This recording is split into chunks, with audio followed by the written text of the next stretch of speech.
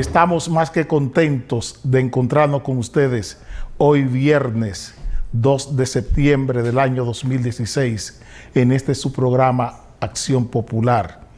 Estamos felices de que llegó el fin de semana y esperamos que en su almuerzo hoy ustedes comiencen con una ensaladita mixta con tuna y si tienen un arrocito con vegetales, mucho mejor para poder abordar los abusos que ustedes hacen normalmente entre sábado y domingo, que vayan liviano hoy viernes a recibir el sábado y el domingo de mucho desorden a nivel gastronómico. Hoy es viernes y Análisis 19 está en sus hogares para acompañarles en su merienda de hoy viernes, inicio del fin de semana. Tenemos una gran lección para la política, claro está. Una gran lección en esto que vamos a presentarle. Ya ustedes saben qué pensamos del intercambio, del enfrentamiento, de la confrontación entre el gobierno y el gremio médico.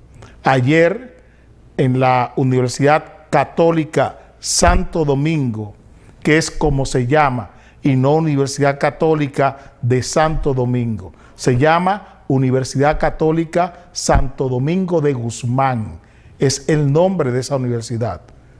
En esa universidad, su rector, que es quien está coordinando un verdadero diálogo político, el único que existe, la única muestra de diálogo político que tenemos hoy en el país que podemos exhibir como tal, es lo que ha sucedido, el milagro político, el milagro social, el milagro económico que se ha conseguido con esta conversación entre el Colegio Médico y las autoridades con la interlocución de esta universidad. ¿Cuál es la lección que nos deja este encuentro? La lección que aprendemos es cómo se debe ejercer la política. El gremio médico, el Colegio Médico Dominicano, le ha dado una lección al sistema político, al sistema de partidos en este país. El diálogo no es una decisión, no es un decreto, no es una resolución. No puede ser el diálogo una orden. En la política el diálogo forma parte de la dinámica de la lucha de poder, de la lucha de intereses por el bienestar colectivo de grupos. Eso es la política. Y este diálogo bien llevado está dando unos resultados políticos ostensibles. ¿Por qué? Porque está dentro de la dinámica de la lucha política. Enfrentamiento, diálogo y acuerdo. No es fruto de la voluntad de un sector este diálogo. Lo que ustedes están viendo en La Madre y Maestra no es diálogo político. Es la obediencia de grupos a un grupo hegemónico, con la intermediación de una persona parcial, que es Agripino Núñez Collado. Agripino Núñez Collado es parte del gobierno, es parte del PLD. Y a él se le pone a intervenir, a fiscalizar, a facilitar un diálogo que es resultado de una decisión del comité político del PLD. Oigan bien, los políticos, los partidos políticos obedecen, los que dicen que son de oposición, están obedeciendo a un mandato, a la voluntad del PLD.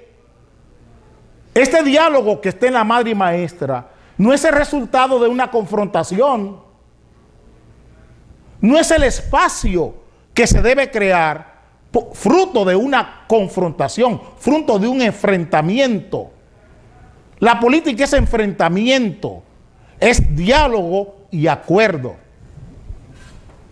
Y el ejemplo que está dando el Colegio Médico Dominicano al sistema político deberían aprenderlo. Deberían aprender este hecho, este episodio. Más allá de todo lo que hizo el gobierno para desmedrar la estima, la autoestima del colegio médico, pactando con enfermeras, pactando con bioanalistas, pactando con sectores del sistema sanitario y de salud, para debilitar, para desmoralizar al colegio médico, se mantuvo firme en sus exigencias, en sus reclamos, en sus movilizaciones, para obligar a la autoridad a sentarse. Le pararon el sur, le pararon el norte, para mostrarle dónde estaban las fuerzas. Cuando la autoridad ve esto, ¿qué hace? Que dobla el pulso, acepta la negociación, acepta la conversación. ¿Y qué resultado tenemos hoy? Un nuevo espacio que ha creado la confrontación entre el gobierno y el colegio médico. Así debe ejercerse la política. Así debe ejercerse la política. Hablar aquí de altas cortes, hablar aquí de la Junta Central Electoral, hablar del Tribunal Constitucional, hablar de la Cámara de Cuentas, a partir de declaraciones en los medios de comunicación de grupos civiles y de los propios dirigentes políticos, eso no es un ejercicio político. Eso no lo es. Es en la sociedad que tiene que darse la confrontación. Es en la colectividad, no en los pronunciamientos de Finjus, de Participación Ciudadana, del PRM, del Partido Reformista. Ahí no está la confrontación. La confrontación tiene que darse en la colectividad. Son las fuerzas sociales las que tienen que movilizarse para contener la desmesura del poder. ¿Qué es lo que ha hecho el colegio médico? Movilizarse para contener toda la desmesura del poder. Esa es la gran lección que acabamos de recibir. Es lo que hemos planteado en este programa permanentemente. Y es lo que hemos dicho desde la política, que debe ser. La política no es una lucha celeste, ni tranquila. Es una confrontación permanente. Es llamar las cosas por sus nombres. Es movilizarse. Es moverse. No es sentarse cómodamente en un escritorio y llamar a un periodista para que le publique una nota. La política se ejerce al lado del votante y lo más cercano posible a las urnas. Un político no renuncia nunca a su cercanía con la sociedad y con la población. ¿Qué han hecho los médicos? Oyeron nuestro consejo. Denle visibilidad a la realidad de los hospitales. Muéstrenle a la sociedad en qué condiciones están los hospitales. Hagan ruedas de prensa desde los hospitales para que esa prensa que quiere apabullarles, pagada y sostenida por el poder, esté obligada a darle visibilidad a la realidad hospitalaria, a la realidad sanitaria y a la realidad de la salud dominicana. ¿Qué le quedó al gobierno? Sentarse a dialogar, evitar en los otros conatos de huelga en los hospitales, porque no tiene con qué. ¿Cómo lo enfrenta? Es juego de poder. Es juego de poder. No es una competencia por la altura en el discurso. No es una competencia por el titular de un periódico. Es una competencia por el servicio público, que es lo que estaba oculto en este debate. Lo que estaba subyacente era el servicio público. el servicio sanitario y el servicio de salud, que era lo que quería esconder el gobierno, centrando su foco en Waldo Ariel Suelo. Y nunca el colegio médico entró en esa lógica.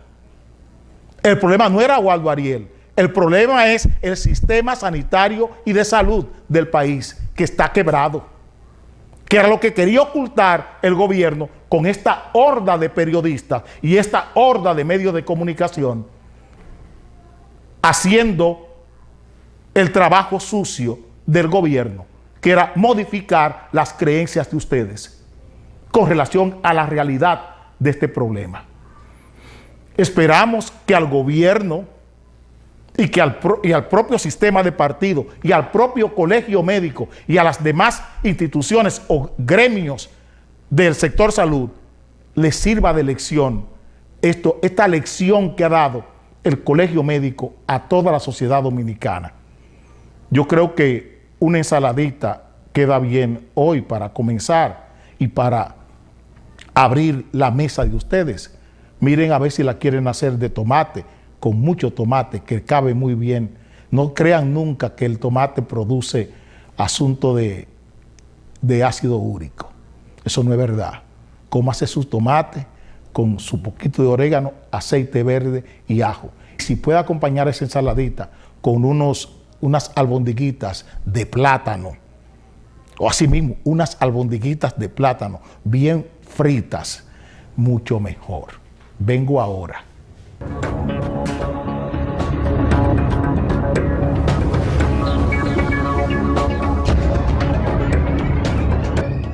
En nuestro país, lo político no puede estar por encima de lo jurídico.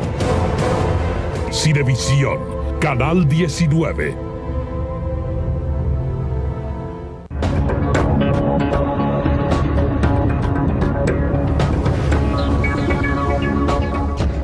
Señores, a veces tenemos en este programa que contener muchas palabras. Y en este momento es uno de ellos. Miren este titular, porque es gracioso.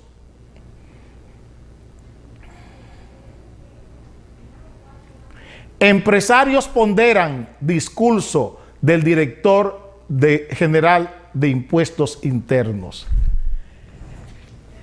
Miren lo que dice el Banco Interamericano de Desarrollo. Esto que está aquí. Todos a una, como Fuente Ovejuna. BID considera discurso de Magín Díaz como ejemplar.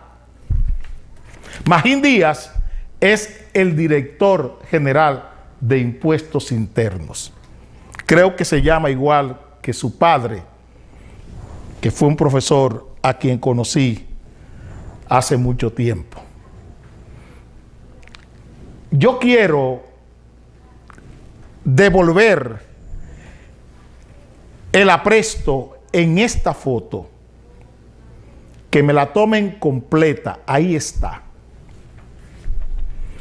Son los líderes empresariales del país que están elogiando y ponderando el discurso del director general de Impuestos Internos. En el pie a su izquierda, debajo del señor Rafael Blanco Canto, hay una nota: favorecen combatir evasión y elusión, pero que el gobierno también observe su gasto. Es una magnífica recomendación, porque eso coincide con lo que hemos dicho aquí. El problema no es cobrar impuestos. El problema es qué se hace con ese impuesto que se cobra. ¿Qué se hace con esa contribución? ¿Cómo se gasta esa contribución? Pero como están los empresarios alabando lo que dijo Magín Díaz, nosotros en esta mesa queremos llamar la atención del empresariado dominicano. Ese mosaico empresarial que les he mostrado, ahí es el teléfono de Rafael que lo dejó aquí, quítamelo de ahí. O sea, ese mosaico empresarial que yo le he mostrado, Rafael lo dejó ahí. Ese mosaico empresarial que yo le he mostrado con los líderes empresariales necesita que nosotros le recordemos que el impuesto más fuerte que tiene el país es el ITEVI. Y que ese impuesto ellos solo lo retienen, pero no son ellos que lo pagan. Ese impuesto lo paga la sociedad y la población. Y alcanza cerca del 75% de la masa contributiva total. El 75-80% de la masa contributiva en este país lo paga la sociedad y la nación, no lo pagan los empresarios. Significa que a ellos no les luce hablar de impuestos aquí en este país, que ellos están confundiendo sus intereses económicos con los derechos sociales, políticos, económicos y democráticos de la población dominicana y de la sociedad. Una cosa son sus intereses políticos, económicos y sociales, y otra cosa son los derechos sociales, políticos, económicos y democráticos de 10 millones de ciudadanos. Ahí está nuestro dispar, nuestro disenso. Es en esto que nos diferenciamos, porque yo soy político y ustedes son empresarios. No podemos coincidir. ¿En qué coincidimos nosotros con ustedes? En la falta de voluntad que ustedes muestran frente a las reformas políticas que este país merece, que este país necesita. Voy a hablar de una de las reformas más urgentes que tiene esta sociedad, que es la reforma al crédito, la reforma al sector financiero. ¿Por qué ustedes no hablan de, en lugar de hablar de contribución, no se habla de lo oneroso que es manejar el dinero en la República Dominicana, obtener dinero en la banca de la República Dominicana? ¿Por qué no hablamos de abaratar el costo del dinero en la República Dominicana? Hoy el Banco Central está publicando aquí esta nota. La publica el Banco Central. Ahí está. Banco Central mantiene tasa de referencia en un 5%. Y dice debajo, la tasa de inflación interanual fue de 1.85% en julio. Preguntamos, esos valores referenciales del Banco Central son lo que encontramos cuando vamos a buscar un préstamo en la banca para una pequeña, micro y mediana empresa. ¿Sirve de referencia la tasa referencial de 5% que tiene el Banco Central y la tasa de inflación de 1.85 en julio, la interanual? ¿Sirven de referencia esos valores a la hora de acceder a un préstamo en la banca dominicana?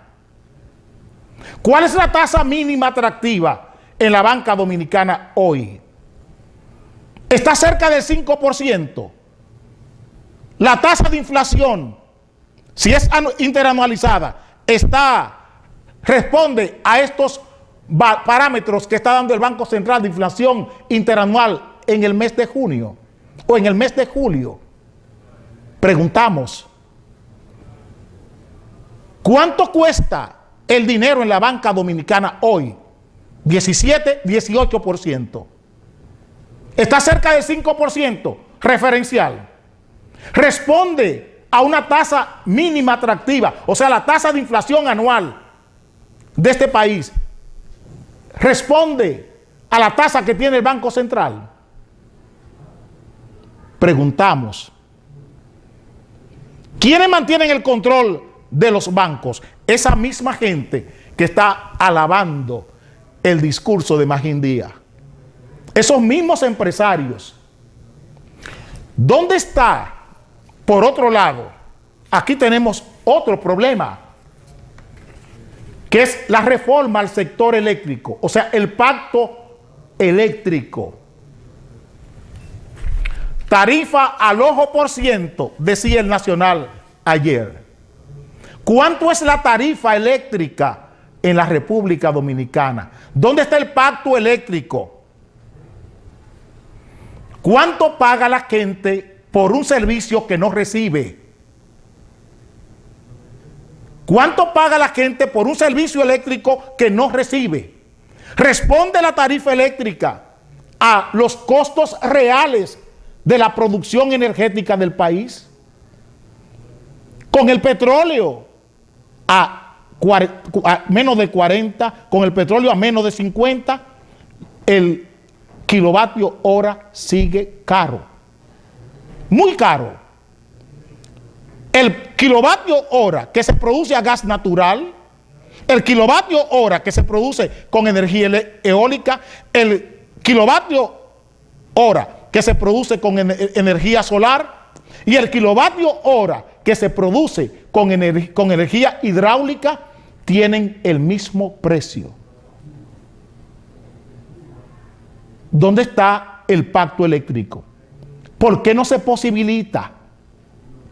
Porque ni el gobierno ni los generadores quieren aceptar sincerizar la tarifa eléctrica. Simple como eso. ¿Cómo romper el monopolio que tiene AES y British Petroleum con el gas natural? ¿Cómo pagar un kilovatio hora por, oigan bien, 19 centavos de dólar? 19 centavos de dólar cuando el gas natural se está facturando en la República Dominicana a 5 veces su precio. Un 500% el precio del gas natural en la República Dominicana, simplemente por un monopolio que mantienen British Petroleum y la empresa AES de los Clinton y del grupo Punta Cana Macao. Entiendan. Entonces, esos empresarios están alabando a Magín Díaz. ¿Qué tenemos como prerequisito a nivel de la estructura laboral del país, a nivel de micro, pequeña y mediana empresa? ¿Puede seguir una pequeña, mediana y microempresa en este país con 600 millones de pesos de capital?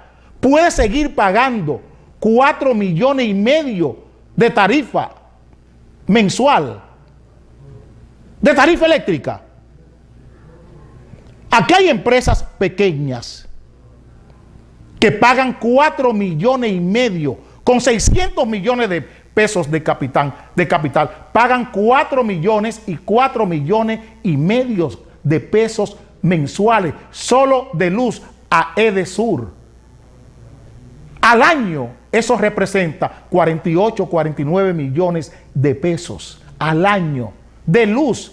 Una empresa con un capital de 600 millones de pesos.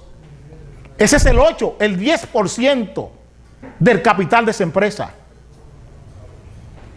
¿Dónde está la reforma al Código Laboral que este país necesita? ¿Dónde está la reforma política al Código Laboral?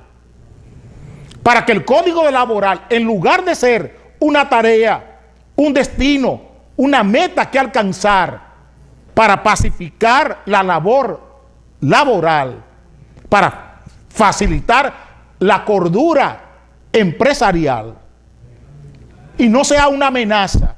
¿Dónde está la reforma al sector laboral para conseguir que el desahucio o sea, cuando se va a liquidar, cuando se va a dar las prestaciones, eso esté en una reforma previa al sistema de seguridad social para que una parte de los pasivos laborales entren en la ley de seguridad social como debió ser y no se judicialicen y nos evitemos lo que hoy está viviendo la República Dominicana. Enséñenme la foto, por favor, porque lo que voy a decir tiene que ver con uno de los empresarios que está en la plantilla de la foto que mostramos. Tenemos nosotros hoy un problema laboral en Pedernales con la empresa Cementos Andinos. Con Cementos Andinos, que fue adquirida y anunciada por el propio presidente de la República, hay unos pasivos laborales que han generado una conflictividad en Pedernales.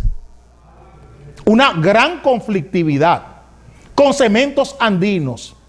¿Qué está pasando? Ustedes sabían que a pesar de ser comprada por una empresa privada, la empresa Cementos Andinos, quien está pagando los sueldos de los trabajadores de la empresa Cementos Andinos en Pedernales es el gobierno. En lugar de pagarlo, la empresa privada que compró a Cementos Andinos la está pagando el gobierno.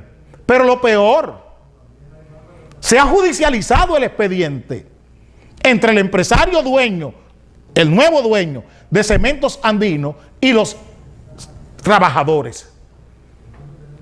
Y hay una demanda a la empresa adquiriente por pasivos laborales. ¿Qué está haciendo la empresa adquiriente? Buscando declararse en quiebra para evadir tener que pagar las prestaciones a esos trabajadores. Si tuviésemos un código laboral actualizado, no tuviésemos ese problema hoy con Cementos Andinos. Esa es la realidad nuestra. Hablar de impuestos en este país, antes hay que hablar de muchas cosas. Ya les dije lo que pasó con la seguridad social. Es un prerequisito, antes de hablar de impuestos, hablar de la seguridad social, hablar de un pacto eléctrico, hablar de una reforma al sistema financiero de este país, porque aquí los bancos no pueden seguir manteniendo el dinero a tan alto costo. Cuando un banco presta aquí, presta 18, 19, 20 y hasta 24% cuesta el dinero en la República Dominicana. Y con un costo de un 24% no se puede trabajar. No podemos seguir trabajando con un sistema de pensiones que se gana un 30% al año, cuando las rentas básicas de las empresas no llegan a un 15% y las rentas variables de las empresas no llegan a un 15%. O sea, lo que una empresa se gana en un año, después una empresa que tiene 600 millones de pesos de capital, no se gana un 15% en su renta básica, o sea, en sus utilidades. Y los socios, los que son accionistas de esa empresa, que es la renta variable, no alcanzan un 15%. Sus acciones no tienen un rendimiento de un 15% en ninguna empresa en este país. Ninguna empresa, su distribución accionaria, la distribución de utilidades por acciones, llega a un 15%. Y aquí los bancos, sin recibir dinero, sin invertir dinero en la seguridad social, se están ganando un 30%. Entiendan bien lo que estamos diciendo. Y son esa gente que les he enseñado en esta foto, quienes mantienen todas las distorsiones que hoy tenemos a nivel de productividad en el país, porque ellos son los representantes de los grandes monopolios que tenemos en la República Dominicana. Ese monopolio de la banca, esos son los dueños de los bancos, son los dueños de los dealers, son los dueños de los seguros y son los dueños de las grandes empresas de este país. Y son los dueños también de los partidos políticos. Por eso hemos llegado donde estamos hoy. Si tienen en sus casas un poquito de su arroz con vegetales y tienen una torrejita o tienen un pollito al horno, mucho mejor. Vamos a darle a eso y búsquese una buena ensalada.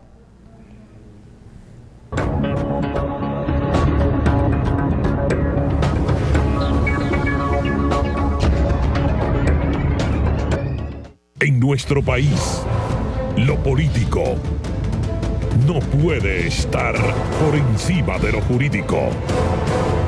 Cinevisión, Canal 19.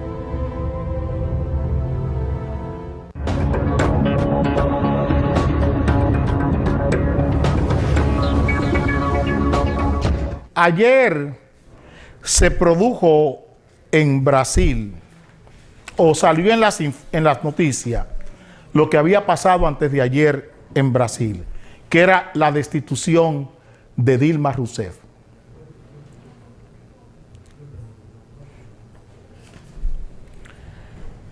Aquí en el país he tenido el agrado de oír muchas opiniones y declaraciones sobre este hecho político.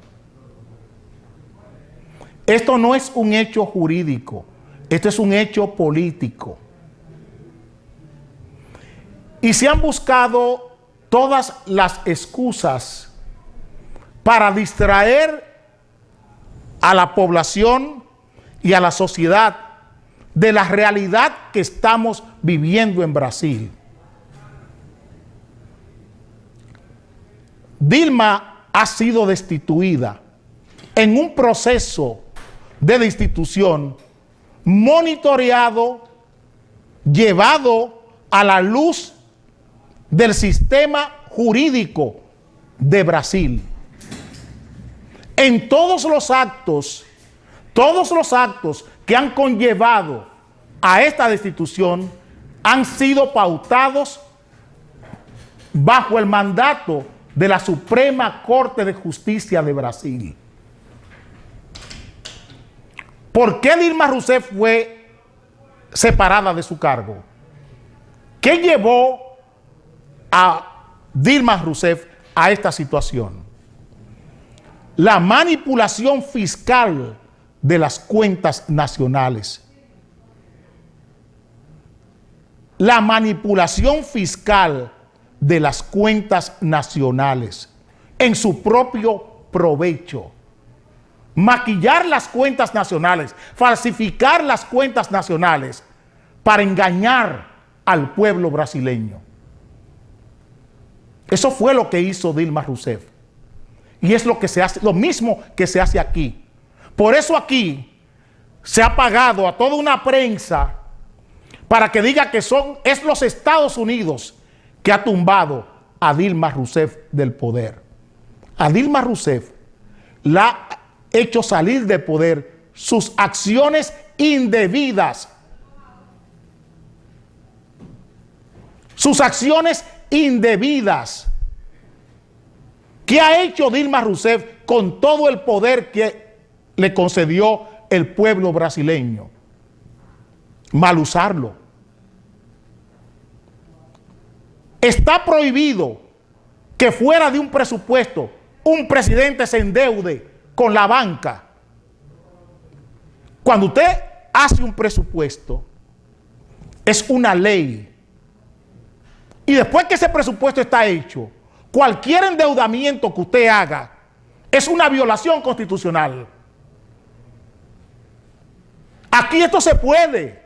Y no se quiere que se debata esto, porque este país fiscalmente está plagado de estas anomalías políticas, fiscales, financieras y monetarias.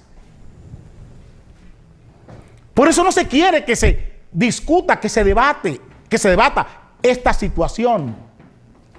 ¿Qué es lo que tenemos en la República Dominicana? Que se aprueba un presupuesto y después se ejecuta otro. Hay una ley en Brasil de responsabilidad fiscal, que es lo que no quiere Danilo Medina en la República Dominicana. Por eso no quiere el pacto fiscal, porque no quiere que la ley sea la que regule su accionar en el poder.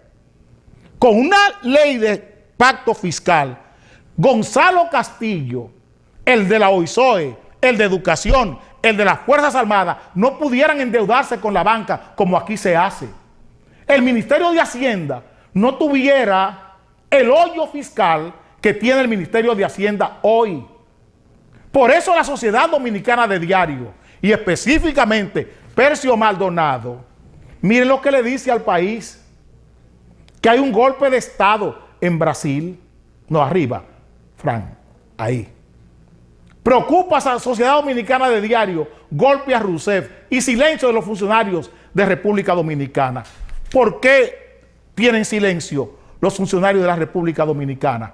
Porque ellos están en los mismos zapatos de Dilma Rousseff.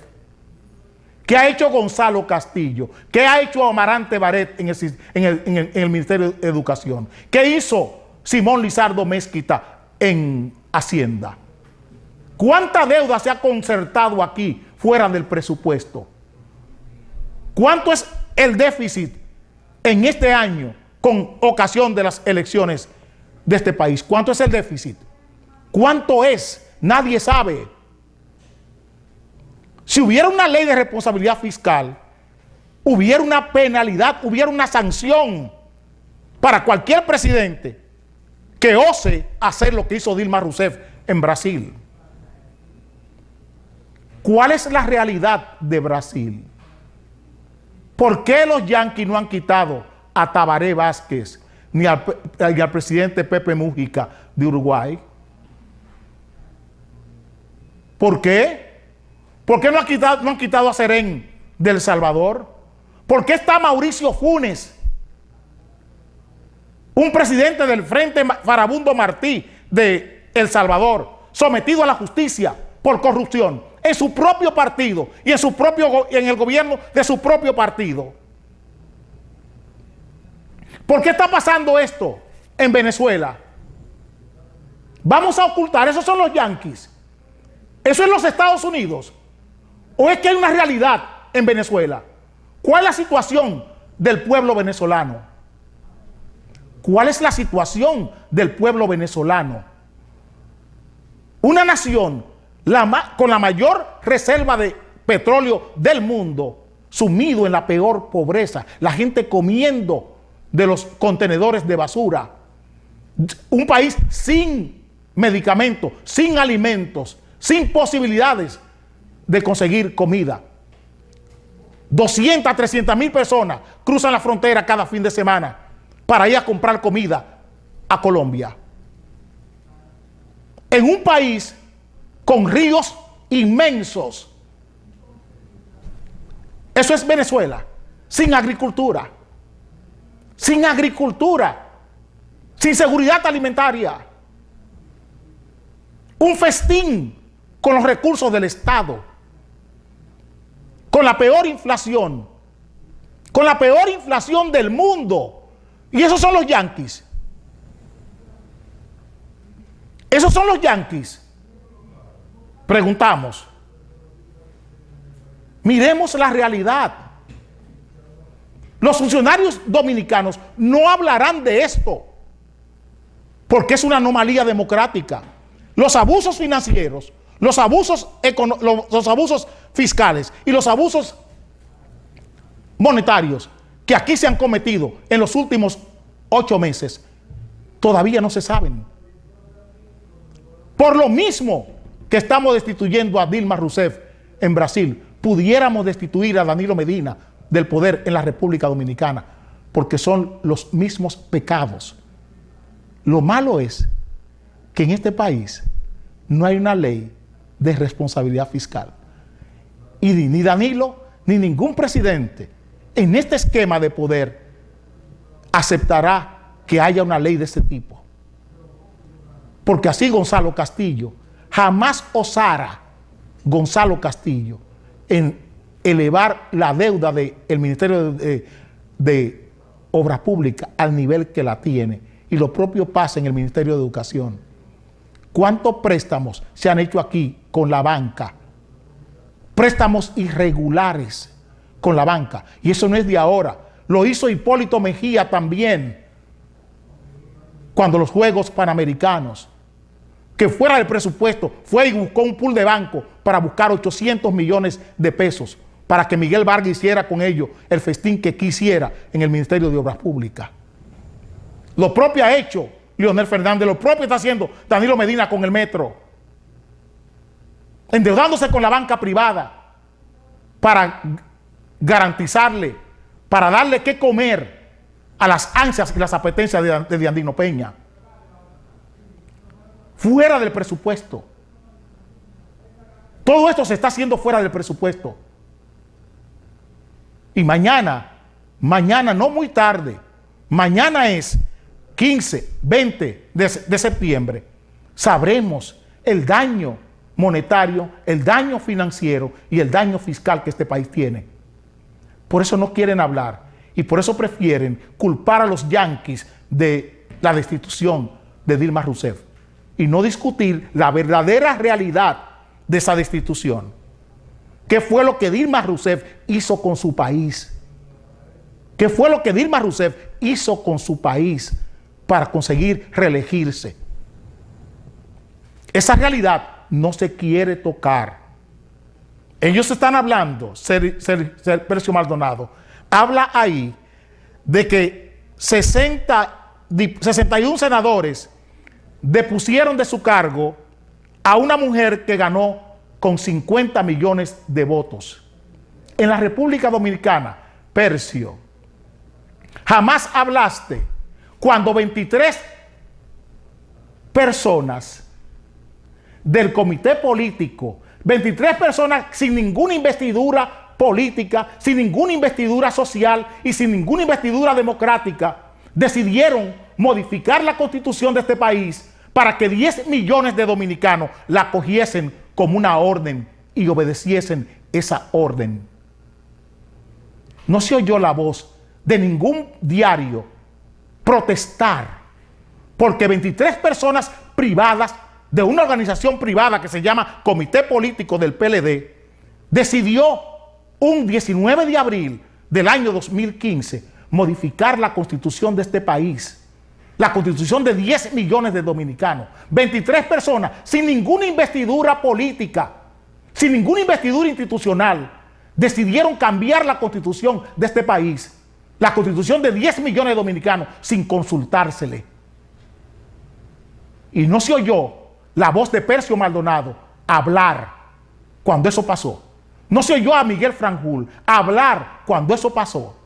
Lo aceptaron como bueno y válido y lo apoyaron. Porque el dinero de la reelección daba para todo. Permítanme cambiar de tema.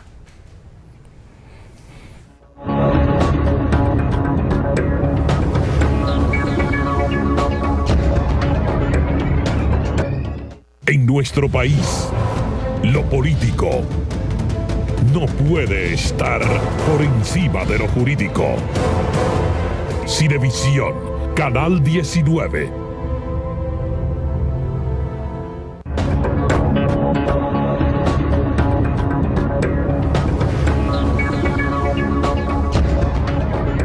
Ayer, los diputados montaron una rebelión contra su presidenta por la aplicación de una ley que les permite indexar sus salarios. Ya los senadores lo hicieron. Esa información quedó oculta, opacada, porque la anécdota pudo más que la categoría política. Y la prensa y el poder, para diluir, para desacreditar el escándalo del Senado, desvió la atención a la despersonificación de la senadora de Dajabón. se usó una anécdota de la senadora de Dajabón para desviar la atención de la realidad del problema, para simplificar el problema que teníamos o que tenemos con el aumento desaforado y desmesurado de los senadores. La botella de agua para la cual el sueldo de la senadora no alcanza fue el tema central de un debate serio. Señores, lo que estamos viviendo es la desmesura y la desindividualización de los seres humanos. Cómo en nombre de una identidad social la senadora ha perdido su humanidad. Y yo les he dicho que cuando las personas pierden su humanidad, cualquier perversión es posible.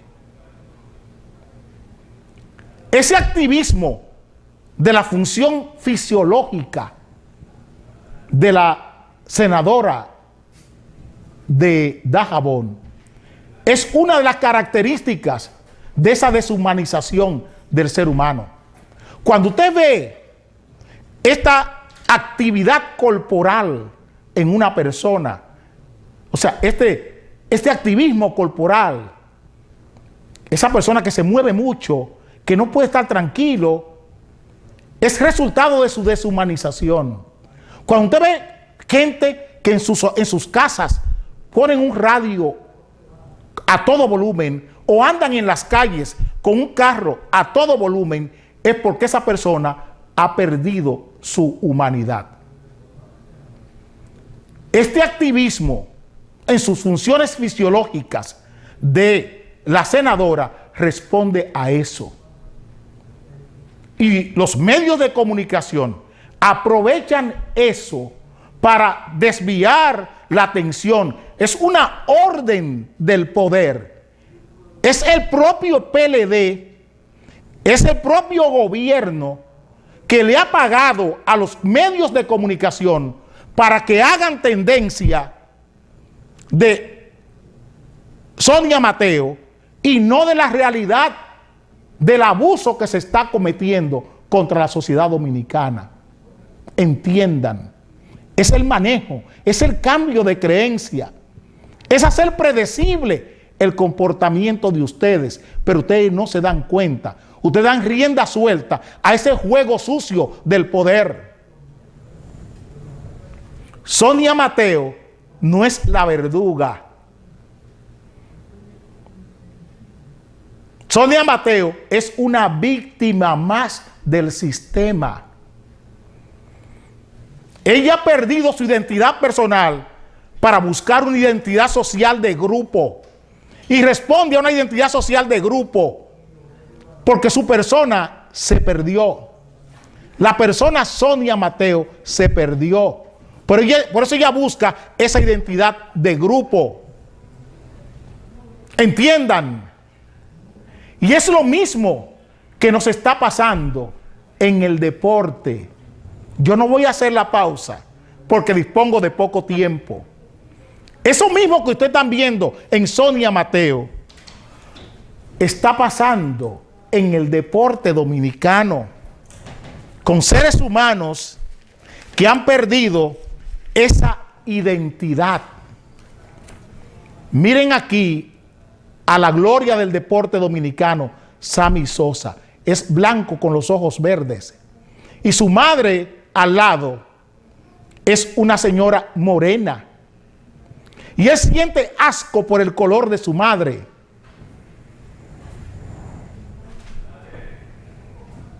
Eso que ustedes están viendo con Sammy Sosa es lo mismo que está pasando con Sonia Mateo. Lo que ustedes ven con Sammy Sosa es lo mismo que está pasando con Sonia Mateo. Cuando una persona pierde su identidad personal y la cambia por una identidad social. Cuando cambia, acepta esa identidad social y arruina su identidad personal, entonces nos pasa esto. No vivimos eso con estas tres personas que están aquí también del deporte. Estas tres personas no han perdido su identidad personal. Ellos son Juan Marichal, Felipe Alou y Osvaldo Virgil.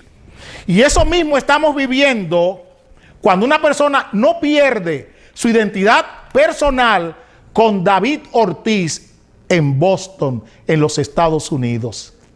Que sobran los homenajes. Terminó Sammy Sosa querido por Chicago. Sammy Sosa terminó amado por Chicago, como David Ortiz terminará amado por Boston. Y no por Boston, por el deporte. Porque David Ortiz todavía, y espero que no lo haga, no ha perdido su identidad personal. Por eso Sonia Mateo tiene que recurrir a una botellita de agua para justificar su extravagancia. Para justificar su extravagancia, tiene que recurrir a una botellita de agua, Sonia Mateo. Y Sammy Sosa, para justificar su extravagancia, tiene que venir a San Pedro de Macorís, a regalar uniforme y regalar útiles escolares con su color blanco a la mala. Porque no se siente feliz con cómo es. Porque él ha adoptado una identidad social, una identidad de grupo. La identidad de los ricos blancos. Y estoy seguro que en sus actividades sociales jamás presentará a su mamá en los Estados Unidos. Porque su mamá sería la antítesis de lo que él quiere que la gente crea en los Estados Unidos. Eso es lo más triste para un ser humano. Cuando ese ser humano pierde su identidad personal, la sacrifica, la abandona para adoptar una identidad social. Eso es lo que tenemos hoy. Es difícil e irrepetible una figura como Juan Marichal, como Felipe Alou, como David Ortiz, como Jorge Bell en el deporte. Es irrepetible en el país un hombre en los medios de comunicación como Álvaro Albelo hijo.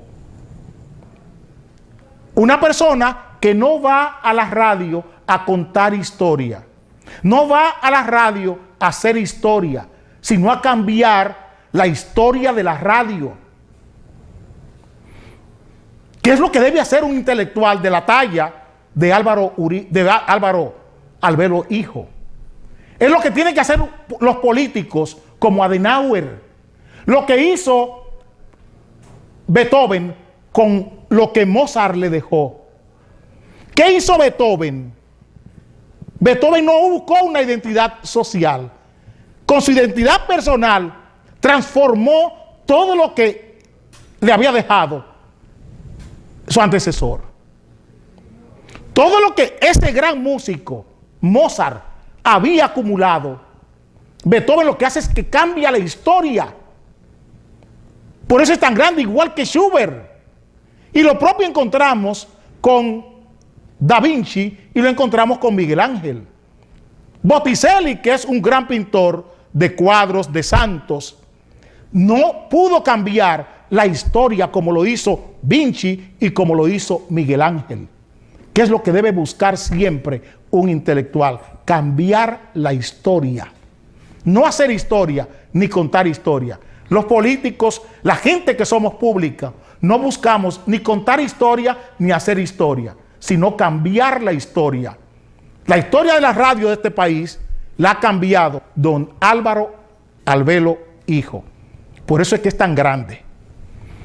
Nos veremos el lunes a las 12 del día.